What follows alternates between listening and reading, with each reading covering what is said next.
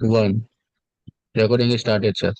Good evening, all. We are back after a small hiatus for the much awaited master classes by Abha Majumdar ma'am. The topic for today is DUO STIM, a relatively newer protocol in IVF, regarding which everyone has many questions in their minds. So, ma'am will throw light on this topic today. Over to you, ma'am. Thank you, Bhavani. This is really the burning topic today in the world of IVF, where we are trying to address poor responders for which we have very few answers. And if we have, they are so diverse that we really do not know how to stimulate these patients, how to counsel them, and what is the way forward. So I'm going to talk about DUO-STIM, whom, when, and how do we do it. Dual stimulation, in short, is called as DUO STIM. DUO STIM means two controlled ovarian stimulation cycles for IVF within one menstrual cycle, which means within 30-32 days, with the purpose of maximizing oocyte and hence embryo collection in a shorter period. It is used in cases undergoing controlled ovarian stimulation for IVF, where we anticipate that we may not be able to obtain adequate number of oocytes by one stimulation to achieve a live birth. Now, suppose you stimulate a patient once and you get 2 or 3 oocytes, you make one day 3 embryo, you don't reach a day 5, or you make one day 5, you transfer it and it is negative. The patient will take months to get back to you for another stimulation. I mean, she just undergoes so much depression, and hence this protocol was thought of. We all understand that recently, since a decade, there has been a change in the concept of how a menstrual cycle is connected to a ovulatory cycle. Recent evidence on physiology of follicular recruitment suggests that recruitment is by multiple wave theory within every menstrual cycles. So there is a ovulatory wave, and because there is ovulation, the pituitary hypothalamic axis is suppressed and only one ovulation happens, and there is a luteal phase which will sort of support a pregnancy. Suppose that ovulation does happen, but can we stimulate another wave of ovulation in the same cycle? Yes, this is what this implies, that 2 to 3 cohorts of antral follicles are recruited and are available for stimulation in a single menstrual cycle, both in follicular and luteal phase. You must have heard about random stimulation protocols. Patient comes to you on day 8 and says, I have to go through cancer therapy and please collect my oocytes. Will you tell her that you come back on day 2? No, you cannot do that. We start stimulation on the same day. You give her 5 days of gonadotropin and you see maybe she's ovulated or she's about to ovulate. Let her ovulate, continue the gonadotropin, and maybe another 5 days you will have a good cohort of newly growing follicles. But there would be progesterone in her system. There would be progesterone in her blood. And we understand that the PPOS protocol, that is Progestin-Primed Ovarian Stimulation protocol, is based on this, that we can give progesterone while stimulating a cycle. And the presence of progesterone doesn't reduce the competence of eggs, nor it changes the embryo quality. So this concept is different from the previous understanding that follicles grow only during follicular phase, and once the recruitment happens, naturally they will only grow in the follicular phase.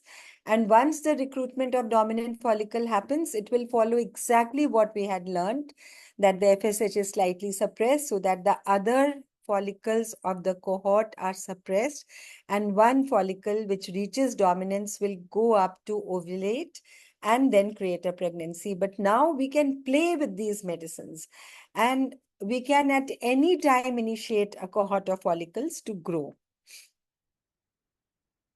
So what are the main features of DUO STIM? It is a newer ovarian stimulation protocol used for controlled ovarian stimulation in IVF only. Only IVF, because here when we stimulate multiple times, then the endometrium is all confused. it cannot implant an embryo. So we just overlook the endometrium. Endometrium is a different area, a different part where the endometrium is growing. So we don't even look at the uterus. All we are looking at as the ovary.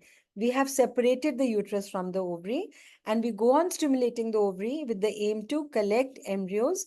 And this is especially for women who have poor prognosis, who enter the IVF program with low AMH, with high age, or where earlier IVF has produced very little eggs despite having a reasonably good AMH.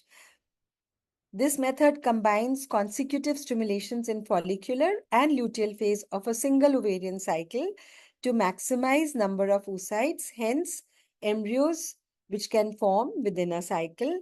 The only thing is that all these embryos need to be cryopreserved in DUO STIM protocol. Why? As I told you, the uterus is running at its own pace. It is getting a taste of progesterone, taste of estrogen rising. So it is not fit for implantation. Hence, we need to cryopreserve, and therefore we have no option of fresh transfer. All embryos are transferred in subsequent frozen thaw embryo transfer cycles only. Now, which are the patients when we consider DUO STIM? Most important section is poor responders, and looking at the Poseidon analysis, we found that this was Sandro Esteves who brought out this analysis in 2021, that almost 40% of women who come to IVF belong to Poseidon group of poor responders. So either they are low age, low reserve, or low age with poor response in the previous cycle, or they are of higher age, which means over 35, with poor ovarian reserve or poor response in the previous cycles. So DUO STIM can also be used in cycles where you had adequate eggs, but your embryologist tells you on day 3 there is nothing, or tells you on day 5 there is hardly any embryo. There also we can go for DUO STIM. So if the embryo conversion is inadequate, then we can do DUO STIM. And I'll tell you, patients are so motivated when they hear, or when you counsel them from the beginning, that we will collect embryos so that we have embryos for 3-4 cycles. You don't have to undergo any more stimulation. We will transfer 1 embryo at a time, or maybe 2 embryos at a time, depending on the center's implantation rate. And you will have 3 chances of implantation in the subsequent 3 cycles. They are very happy to go through this. Then there is another very important indication which has emerged for DUO STIM, and that is when we have contemplated pre-implantation genetic testing.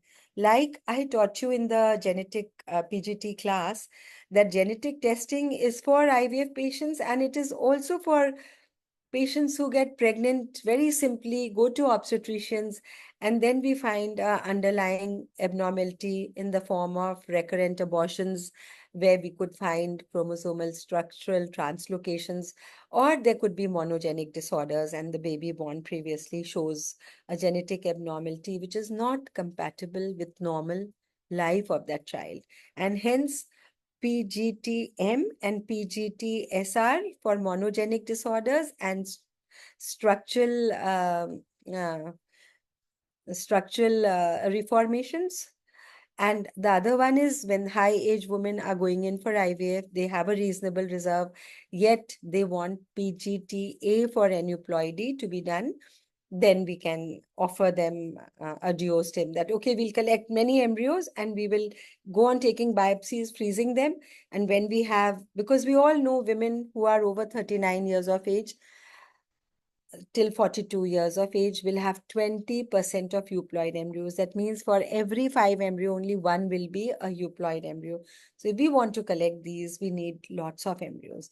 And hence, DUO STIM is a preferred method of controlled ovarian stimulation. And last is fertility preservation. But then, like I told you earlier, DUO STIM for fertility preservation in cancer patient awaiting surgery or chemo or radiotherapy, if they have at least 1 month to undergo 2 stimulation cycles, we can start a random start and take up 2 stimulation cycles. But ideally, if they have very little time, just 2 weeks is given to us for collecting oocytes, then they go for just a random start protocol, which generally ends within 2 weeks. And we can start at any time of the menstrual cycle. And I tell you, you do it and you will get good results. Whether you start it 4 days before you are thinking ovulation will happen, or 6 days before, or in the luteal phase. So how do we do DUO STIM? Various regimens have been described in studies which have been published. We've done extensive review of the whole literature. DUO STIM started in 2012-13 by Kwang et al. And since then, a lot of workers have experimented with DUO STIM. A lot of studies have come up. We've analyzed each and every study from then onwards. So there are differences in stimulation protocols, that means COH. There are differences in method of LH suppression. Then there are differences in type of trigger. And there are differences in the gap days between one oocyte retrieval and the start of other stimulation. And the gap days could vary from 0 to 5 days also. Look at the stimulation protocol. So there are two main stimulation protocols which have been undertaken for these women. And when mild stimulation protocols are taken, they are generally for high age, very poor reserve patients, where a lot of workers have found that, giving a lot of drugs may not help. They will in any case make 1 or 2 oocytes only, and hence they like to use mild stimulation. Kwang et al. In 2014, as I told you, was the first to describe double stimulation. And it's also known as the famous Shanghai protocol. He used mild stimulation, alternate days, HMG, some letrozole, some clomiphene, everything. Following this, many other studies used mild stimulation protocols in FPS and in LPS, or in one of the two phases, maybe in FPS, but not in LPS. And I'll show you a table where I've given all these studies. Then comes the era of conventional stimulation protocols, and this was started in 2016 by Ubaldi et al. He was the first to describe conventional stimulation in DUO STIM in both the phases, follicular and luteal phase. And in most subsequent studies till date, including ours, which has been published, conventional stimulation protocol has been used. I'll tell you a small difference between mild and conventional stimulation protocol. What is the mindset? My mindset is that if I give them a light stimulation, I will be able to stimulate whatever little antral follicles have already surfaced up. But if I give them a heavy gonadotropin stimulation, being exposed to that dose, many antral follicles which are under the surface might also become gonadotropin sensitive and may emerge, and they may be in the cohort, maybe the 13, 14, 15, or maybe 12 millimeter follicles, which also yields eggs when we give them exposure of 10, 12 days of gonadotropin followed by HCG trigger. So that is why I brought this, that although mild stimulation using clomiphene and or letrozole with intermittent gonadotropin has been described for poor responders, evidence does not support their use due to what happens? There is increased risk of cycle cancellation. You use small doses and maybe one follicle grows and you find no egg in it. Or maybe, nothing grows. So there are lesser number of oocytes for sure, and cycle cancellation rate is high. For this, you can go into a publication which was by the group of Dr. Sunkara, and they did a huge HIFA, with the HIFA data, they did a huge publication in natural cycle IVF plus mild stimulation cycles as well as conventional. And they found that in the mild stimulation or natural cycle, they needed 3 to 4 times more cycles to get those number of embryos which they could get in conventional stimulation. So these are the few studies starting from Kwang et al. I could find where DUO STIM studies which use mild stimulation. If you see the FPS protocol, you will see in Kwang et al. Clomiphene citrate from day 3 to prior to trigger. So what did they use for suppressing LH surge? They used clomiphene citrate. They gave it continuously till trigger. Then even letrozole was given for 4 days. Then HMG was given. So they, sort of mixed and matched a lot of drugs. LH suppression, again in the luteal phase, was done by CC. So Zhang et al. Also used clomiphene citrate till trigger day. We have done a study from our center, Dr. Ruma has done it, where we've given clomiphene citrate to donors from the start of stimulation till the trigger day. And this clomiphene citrate has blocked the surge of LH. So, uh, all these studies show using clomiphene citrate with letrozole, without letrozole, and small doses of gonadotropin. And when you see the results, well, Kwong et al. Said significantly more oocytes retrieved in the luteal phase stimulation versus follicular phase stimulation. And if you ask, I will answer this question. Then again, Zhang et al. Said significantly higher number of oocytes, embryos, and implantation rate with LPS compared to FPS. Then Rashitin and Zhang said similar number of oocytes in FPS and LPS. And then the last one was Madani et al., which said embryos were higher after FPS than LPS. So Madani's study said that follicular phase stimulation was better.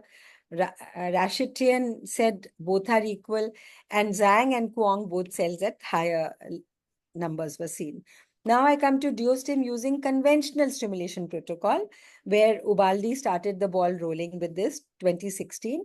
Here, the only thing was that they gave only a GnRH agonist trigger. And why did they give a GnRH agonist trigger?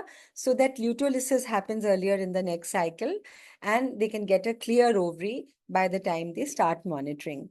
So Ubaldi, then Alsberg, then Leo et al., Bodon et al., then Verily, who's from the group of Ubaldi only. And then our paper was published last year.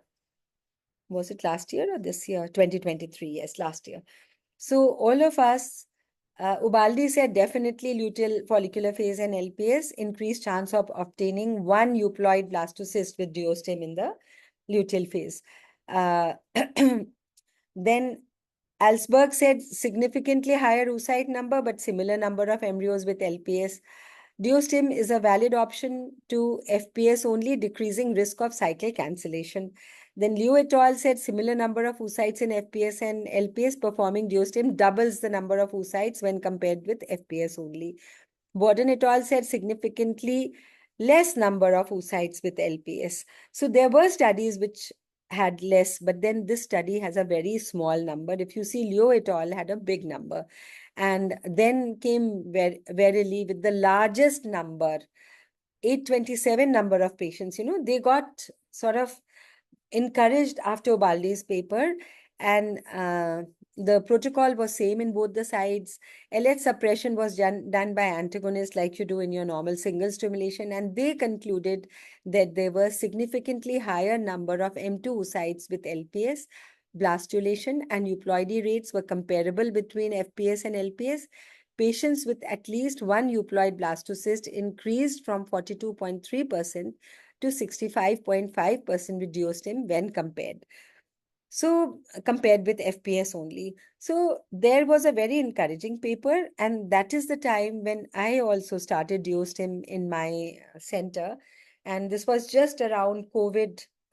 I started in 2018 truly, but then we had less numbers. After that, we went on to higher numbers, and we did 118 cases where we found significantly more number of oocytes in LPS versus FPS.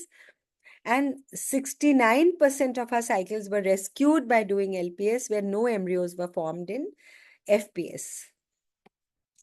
So having told that, methods of LH suppression, well, one can use antagonist like you use in the normal antag protocol, or you can use progesterone-primed ovarian stimulation, because you don't have to do a fresh transfer. So you can sort of rule out with the antagonist totally, or you can give. Ma'am, sorry to interrupt you. Yeah. Can the entire team please check, ma'am? Actually, there are lines coming on Yeah, there is someone who's scribbling on the screen. I Yeah. can see that, but I didn't say anything because someone's child is playing with the screen. I would be Can very the entire grateful. team clear this? No, they will not be able to clear. I will have to switch it off and switch it on, and then only it will clear out. Let me see if I can do anything to this.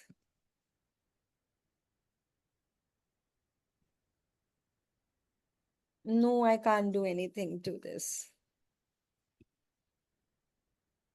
There's some child who's scribbling on the screen. This happens even in our classes when we do our classes. So anyways, don't look at the lines, just blind yourselves from the lines. This is what I was trying to do. So you understand that progesterone primed ovarian stimulation is a very good strategy. Uh, and if we use it during LPS, it not only prevents premature LH surge, but also avoids the happening of menses before or during oocyte retrieval. Because if we give a GnRH agonist trigger in the follicular phase, menses may happen by the 8th, 9th, 10th day. And maybe if your patient is ready for a oocyte pickup, then she would be continuing to menstruate maybe by day 13 or 14 of the cycle, where she could still have some menstrual bleeding. So ours is one of the very few studies to use medroxyprogesterone acetate 10 milligrams per day in LPS to suppress LH. So this also precludes the use of antagonists to control the LH surge, reducing the number of injections in LPS, improving patient compliance, and decreasing treatment cost. I'll tell you why we did not use it in the follicular phase stimulation. So this is our stimulation protocol, which is published also. And dual stimulation IVF, so Gangaram Hospital protocol, where we used just recombinant gonadotropins like we use for all our stimulations, either with LH or without LH. Our doses are 300 units for poor responders, so that we can trigger the growth of even smaller preantral or antral follicles, which we may have missed seeing on the ultrasound. And then we give antagonist whenever we feel that now it's either 5 days of stimulation or a follicle has started jumping up or LH is increasing. We normally have a flexible protocol for poor responders. And once OPU is done, we used to give 3 blank days and then start the second cycle. But we started medroxyprogesterone after 2 days only, so that there could be no drop in progesterone during the luteal phase. And we gave the patient the same FSH or FSH plus LH, whatever we've decided, and medroxyprogesterone acetate 10 milligrams. And then here we could give any trigger we wanted. Agonist would have worked because this is a PPOS protocol, or HCG would have worked, or a dual trigger also works. So whichever way the first cycle's oocytes are, if there are more immature oocytes, we like to give a dual trigger. So that is what we would do with this. Now, type of trigger, I just told you, either it is GnRH agonist or it is HCG or dual trigger. Now, GnRH agonist trigger is the most commonly used trigger in follicular phase stimulation and luteal phase stimulation of DUO STIM to promote early luteolysis, so that corpora lutea do not interfere with follicular assessment in LPS or in even subsequent cycle when the patient comes for frozen embryo transfer. We used HCG also. And where did we use HCG? When we were not sure whether we will have to go ahead with DUO STIM. They were patients who were young, who had poor response earlier, who had like a okay AMH. There were older patients who had a good reserve, and hence we had counseled them for DUO STIM, but we told them that if we can, for younger patients, if we could make 3 good blastocysts, we may not go ahead with the DUO STIM. And for older patients, if we could make 5 good blastocysts, we may not go ahead with the second stimulation. But yes, we would wait for the aneuploidy report if we did a PGTA. So for us, this trigger does not appear to interfere with follicle monitoring in LPS. I'll tell you why. Because in PPOS protocol use, the first ultrasound can be done directly after 13 days. We used a 3-day gap, but I think it is more sensible to use a 5-day gap, because by the 5th day, you know the blastocyst conversions of all your oocytes which you have collected in the follicular phase. And hence you start your stimulation from there. Your stimulation will be 2 days less, which we realized after we compared our paper with Ubaldi's and Vericilli's paper. So 5 days gap first after either the decapeptyl trigger or the HCG trigger. And then we just give them 8 days of gonadotropin, and we tell them come back on the 9th day. Go on taking the injection with 1 tablet of medroxyprogesterone acetate. So 13 days gone, mostly all the corpora lutea which had formed in the follicular phase have disintegrated by then. So it was very easy to do our ultrasounds and we could see all the newly emerging follicles. Dual trigger equally used in the luteal phase for trigger because there is nothing to follow up unless you're going to do another stimulation following the DUO STIM, but we've never done that. So dual trigger can be used. Now, gap days. Number of gap days between first OCR and start of next stimulation differs in most studies. So I told you about the protocols, the mild stimulation and the conventional stimulation. Then I told you about the trigger. Now we come to gap days. Number of gap days between first OCR and start of next stimulation differs in most studies. And some of the mild stimulation studies which I had showed had a gap day of 1 or 0 days. Like they picked up the eggs today and they started stimulation maybe 1 day later or 2 days later. Gautam, please. So these are generally studies which have used mild stimulation protocols. So, but then, all of us have found that luteal phase is 2-3 days longer than the follicular phase. After 3 days, we have done. And we looked at someone else's paper also, which was 3 days. But then we found the best was luteal stimulation after 5 days, which was in Ubaldi's paper, Alsberg paper, and Verrilli's paper. Verrilli and Ubaldi are from the same team, but different clinicians. So 5 days gives you that extra confidence that you have made or you are making blastocyst. Maybe some blastocyst will be made on day 5, some on day 6, but you can continue the medroxyprogesterone. And we saw that the number of days, now we use it after 5 days, and we've seen definitely our luteal stimulation has become shorter by 2 days. The long 5-day gap between two stimulation is beneficial. I also told you that the utilizable blastocyst and the phase becomes shorter. So what are the merits of DUO STIM? Improvement in IVF outcomes, increased chances of live birth by significantly increasing the number of oocytes and utilizable embryos per menstrual cycle. I'll tell you one transfer which either fails and there are no more embryos left or leads to a miscarriage, takes the patient back by 6 months. They take 6 months in bouncing back. First, the miscarriage, they would do repeated ultrasounds to see every week, shayad, the bacha bar jaye. Or eventually they'll take maybe medical treatment for aborting or a suction evacuation. Then they get 2-3 months of psychological comeback, and hence it really takes you back by a lot. So if you already have embryos, your age is increasing every day. 6 months have taken away the reserve of 6 months. So it is good that if we can have embryos, we have better outcomes because there is increased chance of live birth by increasing the number of utilizable embryos per menstrual cycle. Utilizable embryos are the ones which you have preserved. Better performance in LPS. A lot of studies have shown better performance. There could be equal performance or even lesser ones. But there is recruitment of more synchronized cohort of antral follicles in LPS due to, I'll tell you why there are more. See, this patient has been exposed to gonadotropins and hence high levels of estrogen during the whole follicular phase. Now, we all know that a long gonadotropin exposure, high estrogen exposure, might have surfaced some of the pre-antral follicles into the recruitment phase of antral follicles. And hence, when we start stimulating in the luteal phase, these small follicles, which have already converted from pre-antral to antral follicles, start growing in the luteal phase. So even if we don't see small follicles while doing aspiration, it doesn't matter because this prolonged exposure to high estrogen levels and gonadotropin helps a new cohort of pre-antral to convert into antral. And 2 is increased sensitivity of FSH receptors in the granulosa cell by gonadotropin stimulation of the preantral and small antral follicles. So sensitivity of the FSH receptors also increases in the granulosa cells.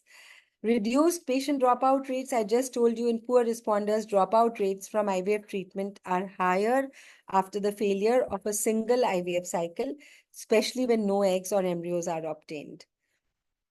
In our study, LPS was able to rescue 70% of cycles in which no embryos were formed in FPS. It is not this that every LPS will make embryos. Sometimes FPS makes embryos and LPS we get no embryo. So there are lapses, but already if they've made 1 or 2 embryos in the follicular phase stimulation, they're so eager to go into LPS.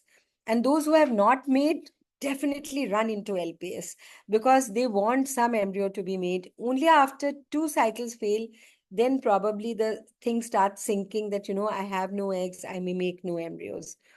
And the oocyte embryo competence is comparable. It doesn't matter whether you use PPOS protocol or you use antagonist, whether there's progesterone in the circulation which would be there in every luteal phase, but embryo competence does not reduce.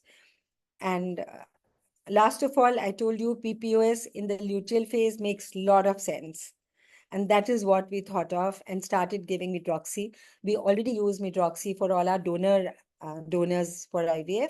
So we also used it in the DUO STIM. And it is so patient-friendly, just 1 tablet a day, no monitoring, no injections. And the patient comes after 12, 13 days only of injections because we know they will need so many days of injection. We've already seen their follicular phase. And it also prevents menstruation. What are the demerits of this? One is lengthening of LPS. So if LPS in our study was longer by 1 to 3 days, but then in other studies, it was as little as just 1 to half a day.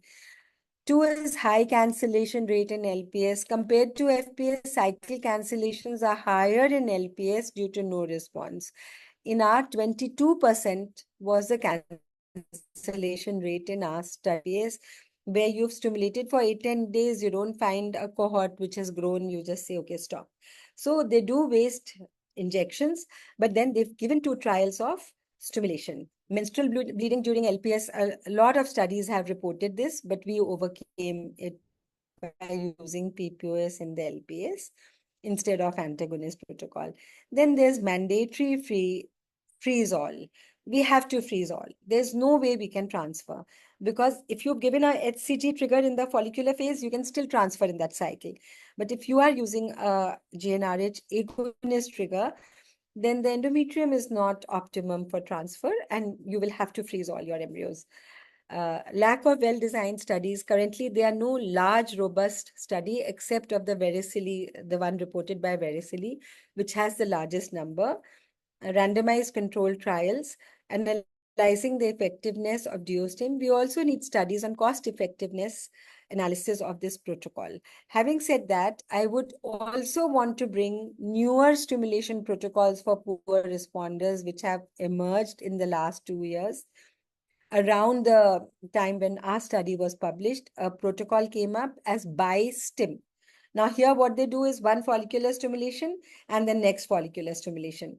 But this was Massini et al. Did it in 2023. If you read this, it is quite skewed because here what they did was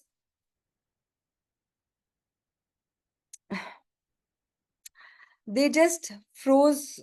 They didn't freeze in this. They just made embryos in the first and then they said, let the menstruation comes and we will stimulate you again in the next cycle. So this we were doing for many years, that we used to, reduce the cost of the second cycle when patient came in the immediate next cycle to have stimulation. So we've just started this comparison. One of our fellows have started and we don't find much difference in DUO STIM versus bi-stim. However, 2 menstrual cycles are gone. And in bi-stim protocol, in the second cycle of the stimulation, one can also have the option of fresh transfer.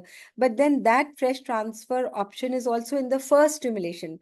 So the dropout rates in bi-stim are significantly higher.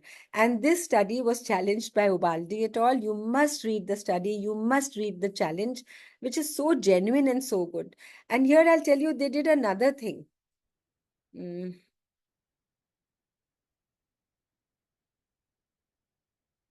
Okay. They sort of counsel the patient that if they made enough embryos or they made a good embryo, they might transfer. And a lot of patients were tempted even after 1 good embryo were formed, especially the younger patients. So maybe in the long run, bi-stim might also prove out to be good, but it will eat away 2 cycles of ours for stimulation. Now, there is another third protocol which has come up, and this is DUO STIM Fresh. The first stimulation starts in the luteal phase for oocyte collection.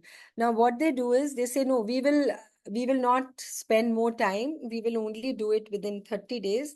We will start stimulation in the luteal phase for oocyte collection, and we will vitrify all the oocytes. Then we'll do a second stimulation after 5 days in the subsequent follicular phase. And then we will we'll thaw all the oocytes, and then they make embryos, and whichever best embryo is formed, a fresh transfer of the best embryo is done. So the only advantage of DUO STIM Fresh is option of fresh transfer available, but then 2 cycles are gone. This is Raka et al. Published in Human Reproduction, because first cycle you did it in the luteal phase, second you did in the follicular phase, and then in that cycles luteal phase you transfer the embryo. So ideally 2 cycles are gone here also. In DUO STIM also, follicular, luteal, and in the next one you're doing a transfer. That's going to be a frozen transfer. In DUO STIM Fresh, you have an option of a fresh transfer and freeze all the other oocytes. So however, probability of obtaining higher number of oocytes and embryos in the luteal phase, which was seen in studies using the conventional DUO STIM protocol, is not seen in this study. They said that they received the same number of oocytes because there were no high E2 levels. There was no gonadotropin stimulation in the follicular phase of those 10, 12 days where new antral follicles could emerge in the luteal phase. So possibly that was the reason. So coming to the end, I would conclude to say, of all women undergoing IVF, protocols for normal and high responders are very well delineated with the aim of reducing complications and optimizing results. So for normal responders, we are not worried. For high responders, we are not worried. We reduce the dosage, we give agonist trigger, we freeze all, and we do not let the patient go into OHSS. And multiple pregnancy, anyone can reduce by doing a single embryo transfer. In poor prognosis women of advanced maternal age and low ovarian reserve, search for an ideal protocol to optimize results and achieve successful live birth still continues to date. We are all looking for the best protocol. These women have less time also because of their age to achieve a live birth. And every time an unsuccessful pregnancy or an unsuccessful attempt of IVF takes them forward by 3 to 6 months to come back for a second cycle. And the problem goes on multiplying. As a result, burden of going through another stimulation cycle leads to a huge dropout rate in these women, or they all opt for donor eggs. In our country, donor egg is still easy to get, but not in all countries.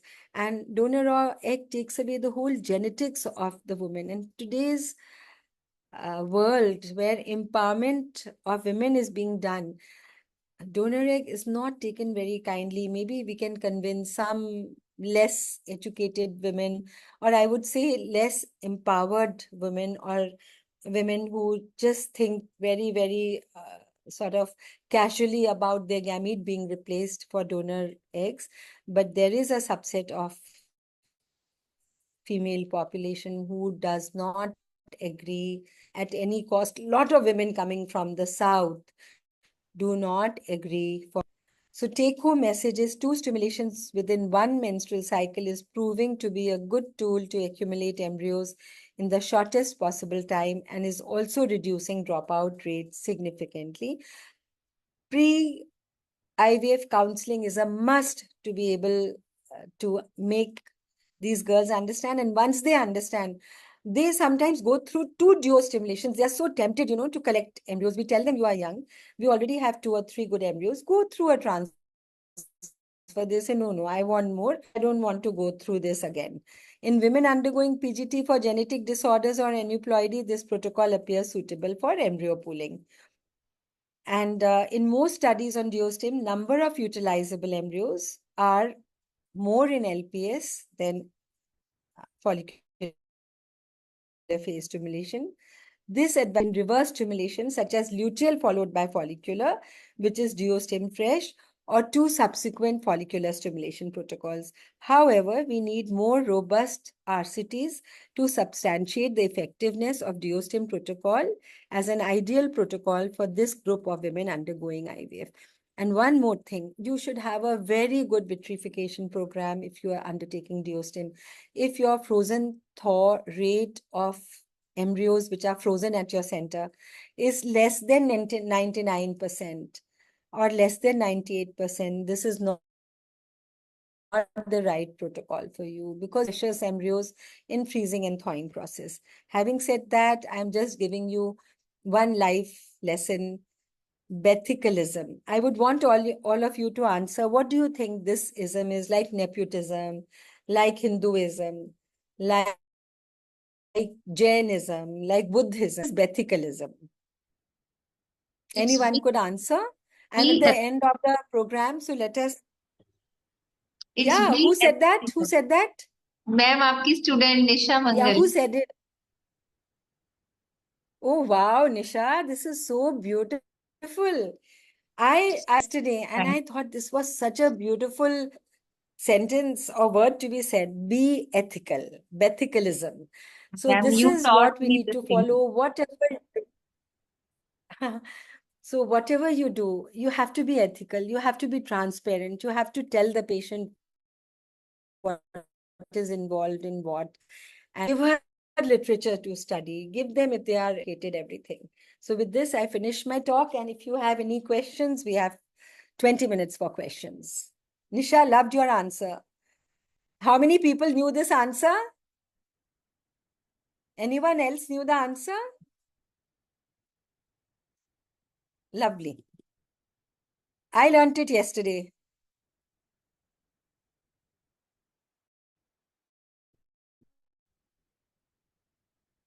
Smriti, so written, be ethical. Very good.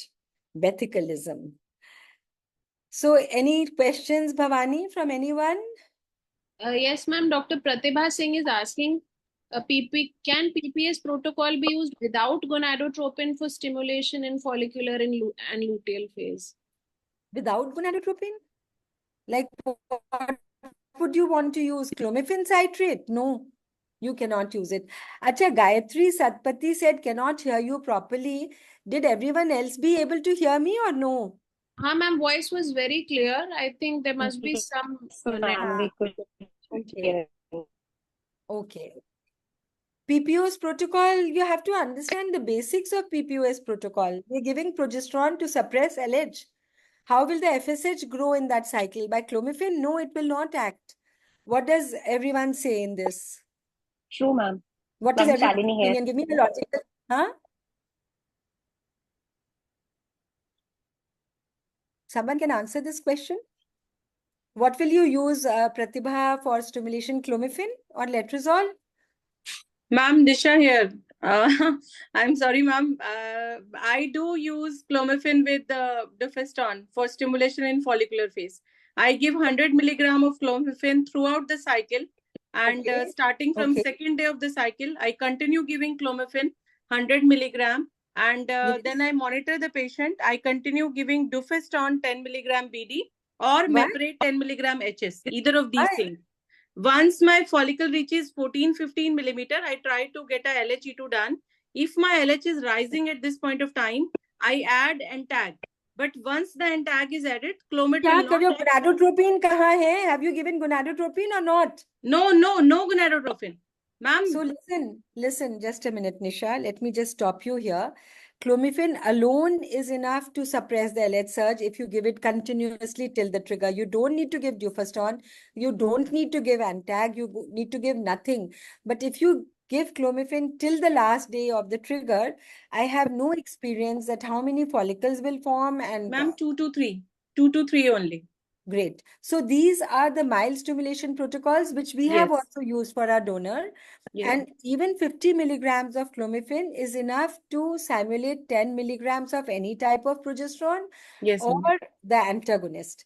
You But are ma'am, in poor ovarian reserve patients, sometimes clomiphene alone is not sufficient to suppress the LH. And at that point of time, if we add the NTAG, then we have to give gonadotropin. There is no other way because clomiphene will stop acting. So no, but you're saying you give dufeston also. Yes, that's why I give dufeston, because dufeston, if my LH surge has started, Okay. then the dufeston will not act.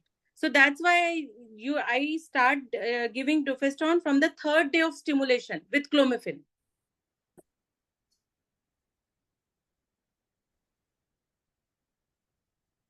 Hello, ma'am, can you hear me? Dr. Bhavani, can you hear me?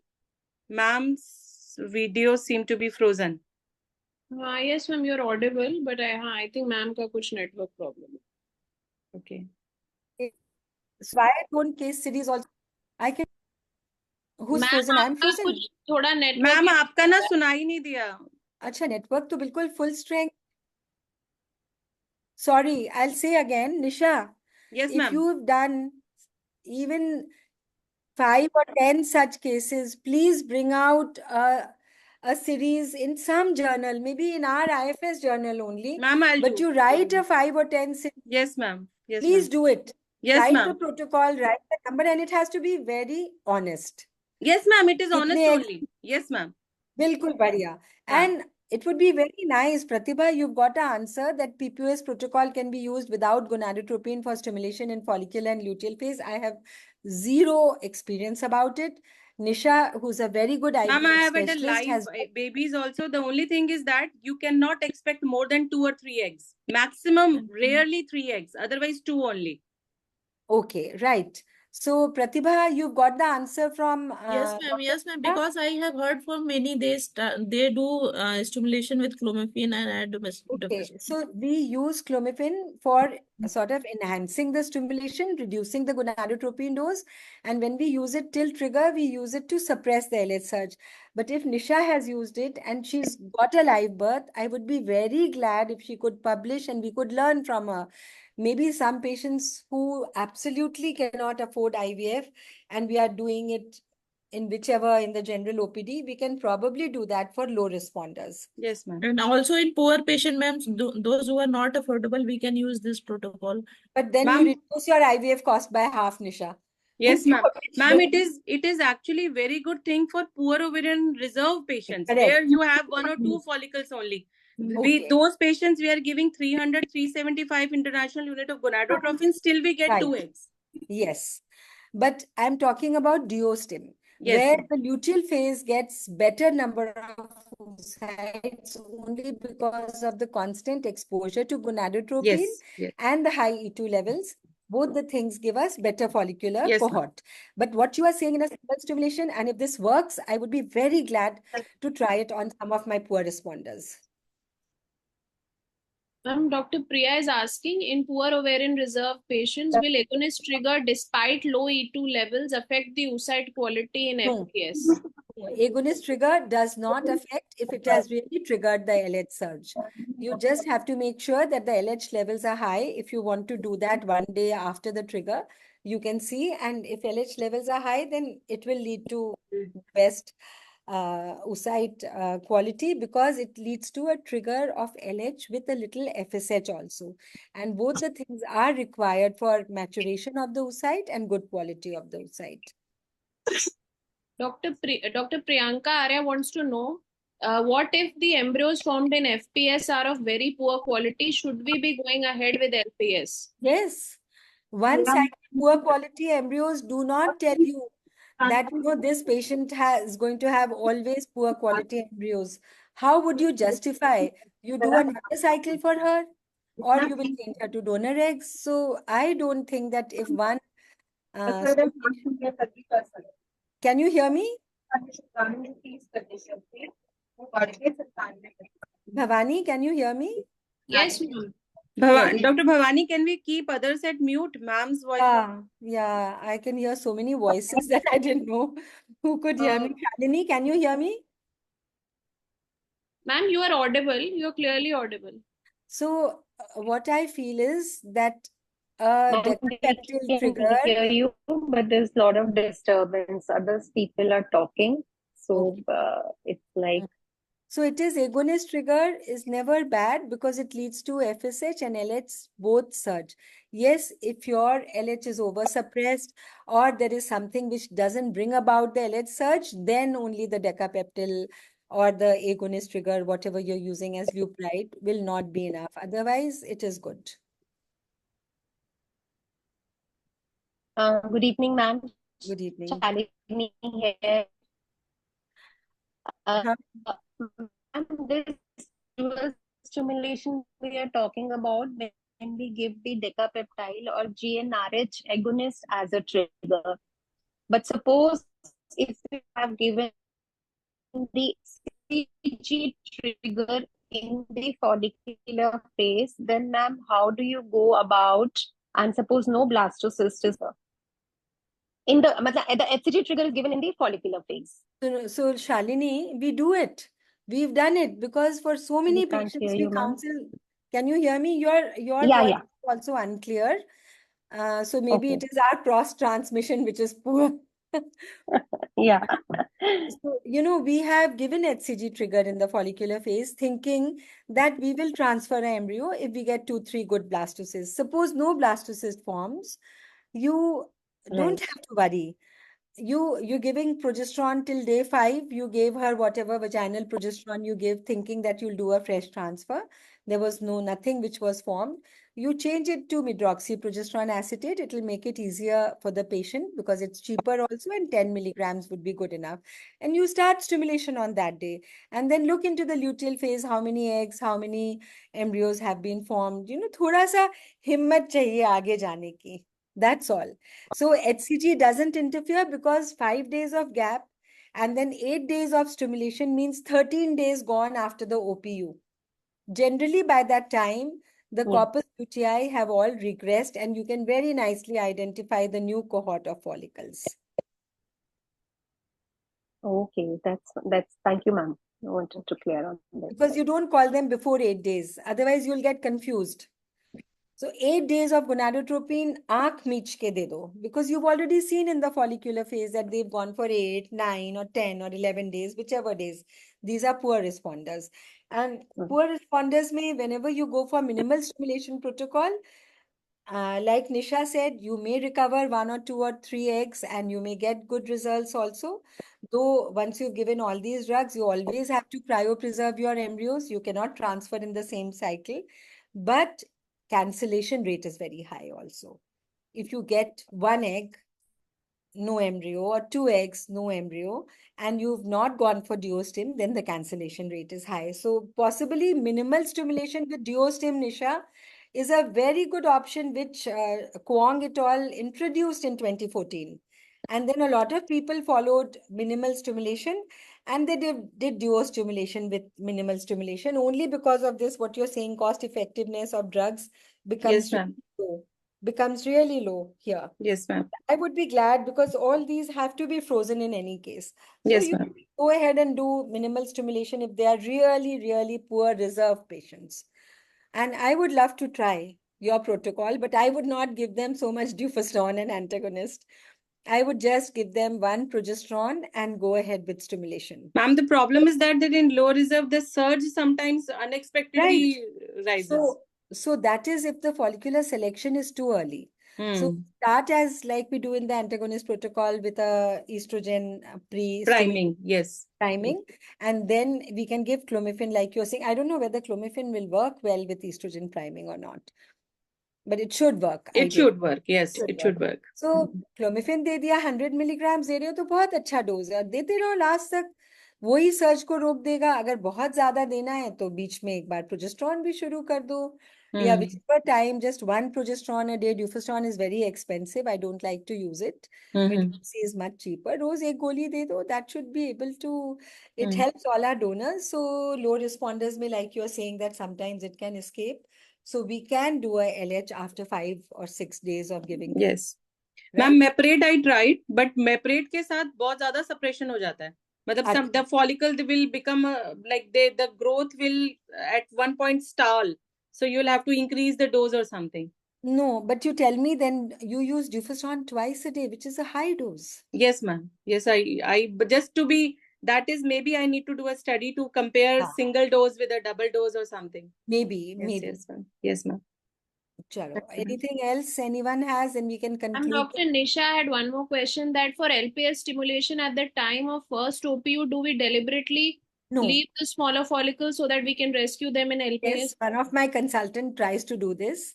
But when I'm doing an aspiration, I aspirate all aspirable follicles. Maybe they are 9 or 10 millimeter also, I aspirate them.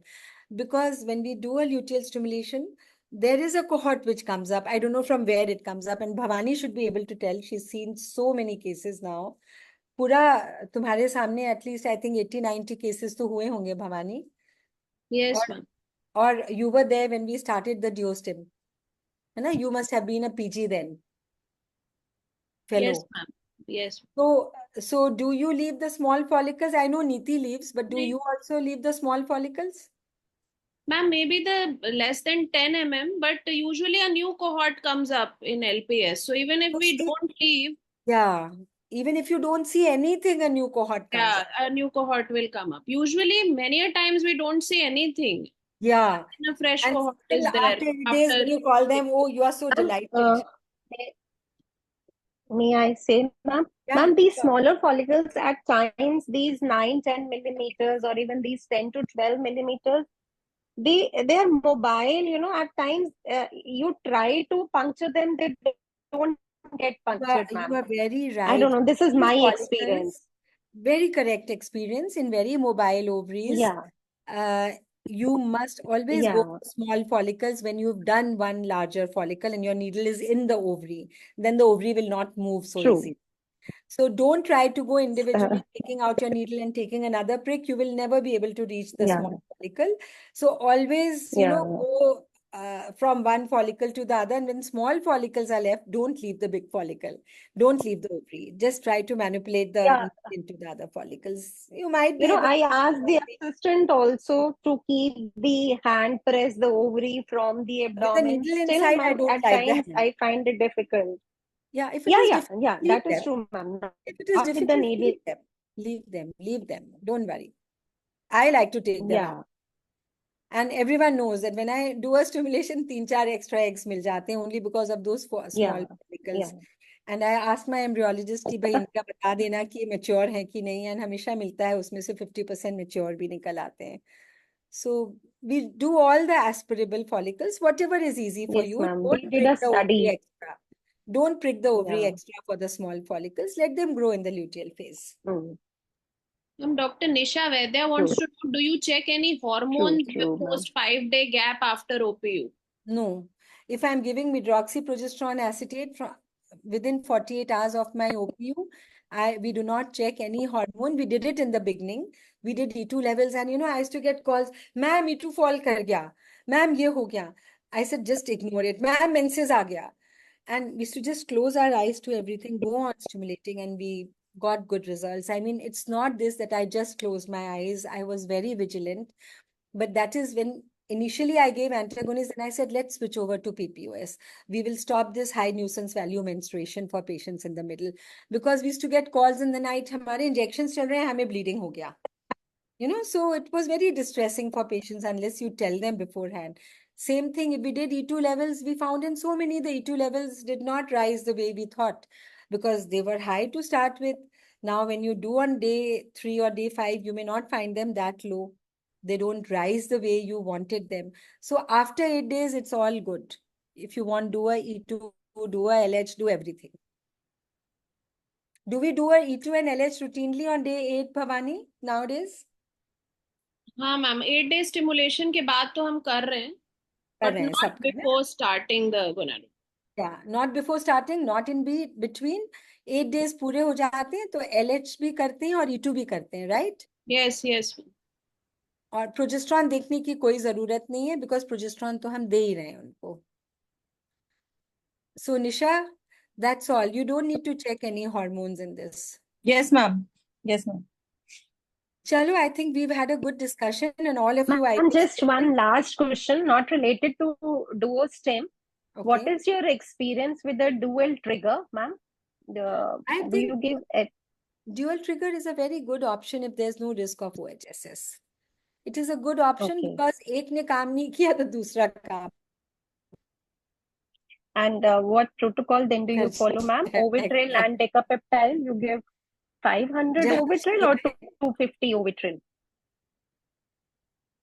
No, 250 Ovitril. Our standard dose is 250 Ovitril. when we give the HCG type trigger. And when we use decapeptyl, it is 2.2 milligrams. Okay, so when you're giving Bhavani, am I right? you Bhavani? Yes, ma'am. Yes, I'm ma'am. right, na? 0.2 250 I would milligram give that. decapeptyl and Ovitril 250. 250.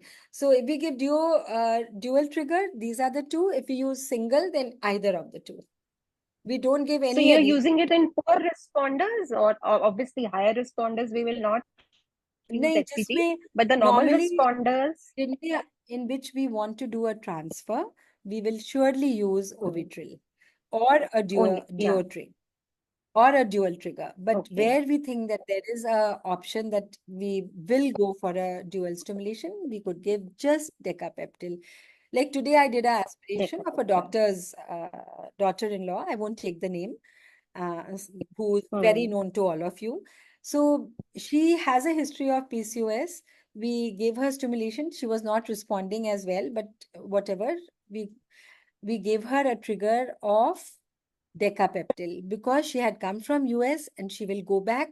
So we thought we want to do a second stimulation if we don't have enough embryos, then giving a decapeptyl trigger or agonist trigger would be best.